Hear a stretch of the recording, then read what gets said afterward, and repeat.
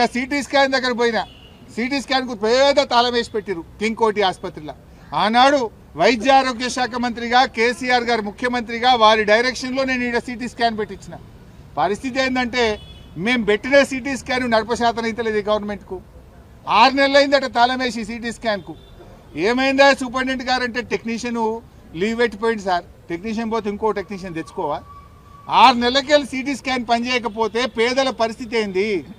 పేదలు ప్రైవేట్లో పోయి సిటీ స్కాన్ చేయాలంటే 4,000 5,000 ఖర్చు అయింది కదా. 6 నెలలకెళ్ళి సిటీ స్కాన్ రూమ్కు తాళమేసి పెట్టిందంటే ఈ పాలన ఎట్లా ఉందో మనం అర్థం చేసుకోవచ్చు. సో ఏది ఏమైనా ఇప్పటికైనా ప్రభుత్వాన్ని రాహుల్ గాంధీని కోరుతున్నాం. రాహుల్ గాంధీ ఫుట్బాల్ చూసుడు కాదు, ఈ పిల్లల్ని చూడొచ్చి కోటిలో నీలఫోర్లో ఉన్న పిల్లల కడుపు నొప్పితో బాధపడుతున్న పిల్లల్ని చూడు, కనికరం చూపు, రేవంత్ రెడ్డికి డైరెక్షన్ ఇచ్చి ఇలాంటి పునరావృతం కాకుండా చేయాలని చెప్పి డిమాండ్ చేస్తున్నాం.